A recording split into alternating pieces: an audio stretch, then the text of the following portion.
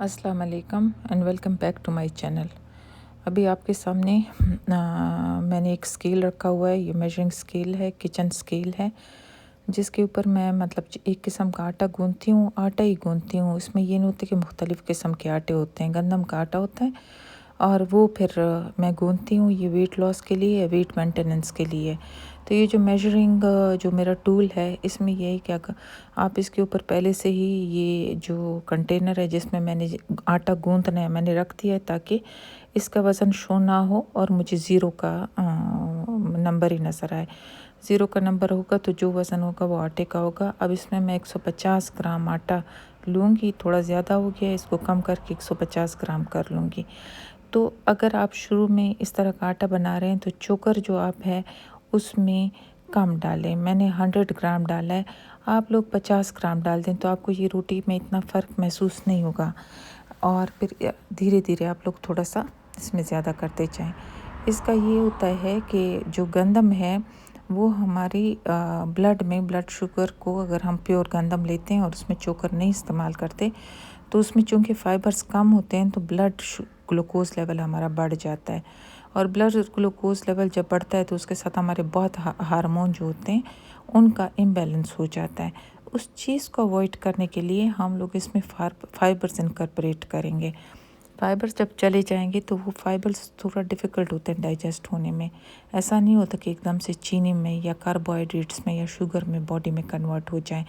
जब ये प्रोसेस नहीं होता ना तो फिर आपको ये है कि फुलनेस फ़ील होती है, फ़ाइबर्स होते हैं पेट में जाके फूल जाते हैं, बिल्कुल इस तरीके से जिस तरीके से आपने देखा होगा कि जब हम स्पगोल लेते हैं उसको पानी में डालते हैं तो वो फूल जाता है।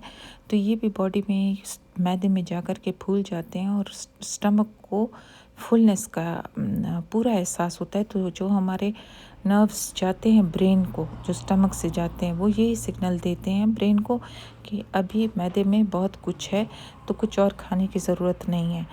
इस तरह के सीन में फिर बंदे को भूख कम लगती है और अगर आपको भूख कम लगती है तो फिर आप ज़्यादा खाते भी नहीं हैं। ज़ाहिर आप कम खाते हैं। इसके अलावा और भी मैकेनिज़्म इसके साथ फंक्शन करते हैं। मैंने अपना वेट लॉस किया है और जो मेरा वेट लॉस है, अगर आप कहेंगे इस वीडियो के बाद तो मैं वो वीडियो बनाऊंगी, लेकिन इसके लिए मुझे आपको सबूत के तौर पर अपनी पुरानी तस्वीरें भी दिखानी होंगी और ये मुझे ढूंढनी इन द सेंस मुझे ऐसे ढूंढनी होंगी कि मैं उन्हीं कपड़ों में फिर से आपके लिए तस्वीर बनाऊंगी जो मेरा अभी वेट है और जो पहले वेट था। तो अगर आपको चाहिए तो प्लीज़ कमेंट करें, मुझे कमेंट से ही पता चलेगा और किसी चीज़ से पता नहीं चलेगा। तो उसमें मैं जब आपको बताऊंगी तो थोड़ा बहुत इस प्रोसेस को भी समझा दूंगी। तो ये जो आप देख रहे हैं इसमें थोड़ा बहुत नमक भी जाएगा, नमक भी जाएगा। और दूसरा मैं शायद आपको बता चुकी हूँ कि इससे पेट भी साफ़ रहता है ना। अगर किसी को कब्ज़ की शिकायत है तो वो ज़रूर ये आटा इस्तेमाल करें, लेकिन अदरवाइज़ अगर किसी को नहीं है कब्ज़ वगैरह तो वो ये इस्तेमाल कर भी नहीं सकेंगे, क्योंकि उनसे उनका लूज़ मोशन लग जाएंगे। तो उनके लिए यही है कि बस वो फिर वही गंदम का आटा लें, जिससे आप चक्की में जाएं तो उनको कहें कि बस हमें गंदम का आटा पीस दें और इससे कुछ निकाले नहीं। कुछ चक्कियाँ पुराने ज़माने की अभी भी इस तरह की हैं जो इससे कुछ पीछे की तरफ उनका कुछ ऐसा होस या कुछ नहीं लगा होता है जो इससे ये जो हस्क होता है या जिसको हम चोकर कहते हैं ये निकालता नहीं है। बल्कि जो गंदम ऑन द होल जो होता है उसको क्या करते हैं कि वो जिस तरीके से पुराने ज़माने में चक्की पे पिसता था और चक्की पे पिसने के बाद वो लोग तो छान लेते थे। अभी की रिसर्च ये प्रूव करती है कि इसको छानना नहीं चाहिए, क्योंकि जो इसमें हस्क है वो एक उसमें इम्पॉर्टेंट वाइटामिन्स भी होते हैं, मिनरल्स भी होते हैं। और तो आप वो उससे आप उनसे महरूम रह जाते हैं। तो जो मैंने ऑलमोस्ट 20 kg वज़न लूज़ किया था और वो भी 5-6 महीने में। तो उसके साथ मैंने और क्या किया था, अगर आपको चाहिए प्लीज़ कमेंट करें तो मैं बना दूंगी। कमेंट मुझे नहीं मिलेंगे तो, क्योंकि ये एक मेहनत तलब काम होता है ना, जब आप वीडियो बनाते हैं और आप अपनी तस्वीरें को इकट्ठा करेंगे, बिफ़ोर एंड आफ्टर बनाएंगे। तो अगर आपको इंटरेस्ट होगा मैं बना लूँगी, इंटरेस्ट नहीं होगा तो बस जो चल रहा है वैसे ही चलता रहेगा। ये अब स्पेशली मैंने ये आटे का बहुत दिनों से सोचा हुआ था कि मेरी बहुत सारी बहनों को इस चीज़ की शायद ज़रूरत होगी तो वो समझ लें। ऐसा भी है कि बहुत सारा आपको यूट्यूब पर मिलेगा कि मुख्तलिफ़ किस्म के आटे मिला के करके वो एक आटा बनाते हैं। तो ये हमारा टाइम टेस्टेड है। तो अब आपकी मर्ज़ी, आप जिस तरीके से आप करना चाहें देख लें, इसको एक दफ़ा थोड़ा सा गूंद के देख लें। अगर आपको अच्छा आता है तो प्लीज़ आप यही इस्तेमाल करें। मैं इसको इसलिए कि अब साइंस यही कहती है कि आप ज़्यादा प्रोसेस्ड और ज़्यादा रिफ़ाइंड चीज़ें इस्तेमाल ना करें, उनको उनके क्रूड फॉर्म में यूज़ करें। ये सेहत के लिए अच्छी होती हैं और बहुत सारे डिजीज़ के अलावा, जिसमें डायबिटीज़ मेलाइटस है, जिसको शुगर कहते हैं, कैंसर वगैरह से भी बचाते हैं। तो इस तरह का ये जो आटा है ये गूंद गया है। इसको मैं थोड़ा सा रेस्ट दूंगी। रेस्ट के बाद मैं फिर आऊँगी और फिर से मैं जो पराठा बनाऊँगी वो भी आप देख लेंगे।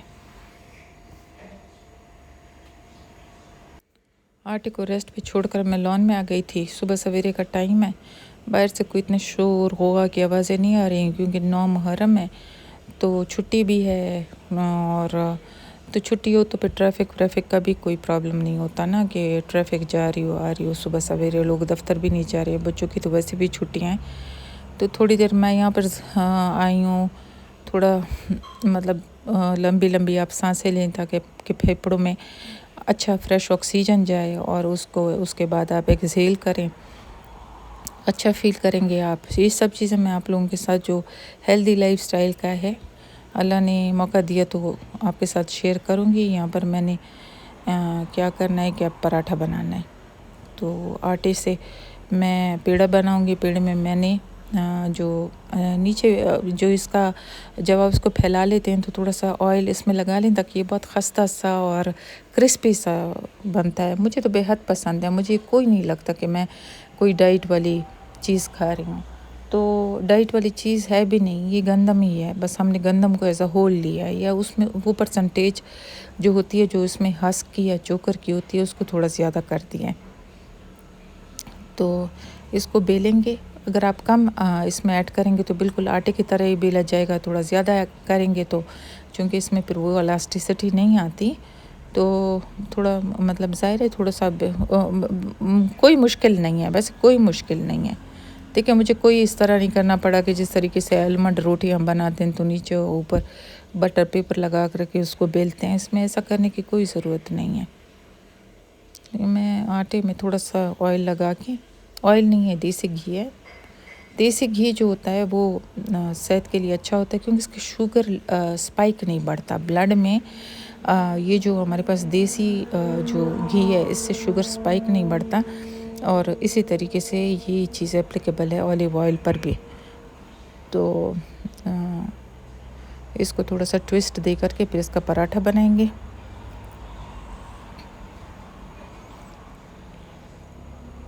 जितनी चीज़ें हमारी ऑर्गेनिक हैं उसी पे सारी रिसर्च हो रही हैं। क्योंकि मैंने आपको अपने प्रोफेशन का भी बताया कि मैं मेडिकल से हूँ, डॉक्टर हूँ और मैं रिसर्च पेपर ज़रूर पढ़ती हूँ, ख़ासकर जो हेल्थ रिलेटेड हों, जो मतलब और दूसरा ये ना सबसे बड़ी बात ये है कि एक प्रोसेस होता है, अगर आप गूगल भी कर लें, इन्फ्लेमेशन का प्रोसेस होता है। इस तरीके का जब हम कार्बोहाइड्रेट्स को मतलब फ़ाइन कार्बोहाइड्रेट्स को लेना छोड़ देते हैं और कम्प्लेक्स कार्बोहाइड्रेट्स की तरफ आते हैं तो फिर उसका फ़ायदा ये होता है कि हमारी बॉडी में इन्फ्लेमेशन कम हो जाती है। इन्फ्लेमेशन कम होने से आपकी ब्लोटिंग नहीं होगी, आप अच्छा फ़ील करेंगे, आपका वेट लॉस होगा। आप यकीन करें एक टाइम था कि मैंने बिल्कुल नमाज जो था बैठ के पढ़ती थी और मेरे घुटनों से बाकायदा एक किस्म की आवाज़ आती थी। लेकिन मैंने कैसे अपना वज़न लूज़ किया, मैंने एक दफ़ा मैं फिर इस बात पर आऊँगी और आप लोगों को इंसिस्ट करूँगी कि आप लोग कमेंट्स में लिखें कि अगर आपको वो जर्नी मेरी चाहिए तो उस पे मैं वीडियो बनाऊँगी। तो आप मुझे कमेंट में बोल दें। आप इस प्रोसेस को देखें कि इससे कैसे हम लोग पराठा बनाते हैं।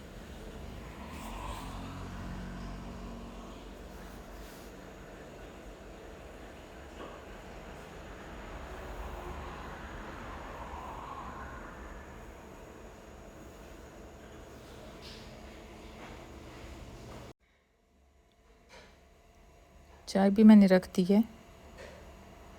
चाय में मतलब मेरा 3/4 पानी होता है, 1/4 मैं मिल्क डालती हूँ चाय में। और मैं बग़ैर चीनी के ही चाय पीती हूँ। लेकिन पराठे के साथ पराठे पे मुझे जैम लगाना बिल्कुल नहीं अच्छा लगता। तो मुझे मीठी चाय अच्छी लगती है, चूँकि मीठा शुगर मैं नहीं यूज़ करूँगी, तो जो आर्टिफिशियल स्वीटनर है वो मैं डाल देती हूँ। और वो जब उसमें थोड़ा सा पकता है ना, तो फिर इतना फ्लेवर उसका नहीं आता जैसे कोई आर्टिफिशियल चीज़ पड़ी हो। ये मेरी अपनी साई की होगी, और कुछ ऐसा इसमें मतलब मैंने कहीं पे इसके ऊपर कोई कोई मतलब आर्टिकल या कुछ और नहीं पड़ा हुआ। लेकिन मैं जब इसको इन टैबलेट्स को इनमें थोड़ा देर पका लूँ, तो मुझे नहीं लगता कि ये टैबलेट्स हैं, मुझे लगता है जैसे मैंने सही वाली चीनी डाली है।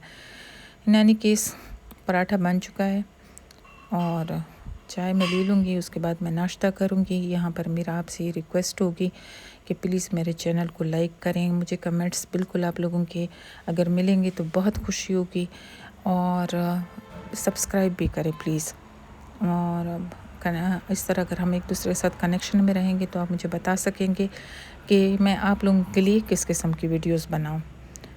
तो बस इसके बाद मैं नाश्ता कर लूँगी।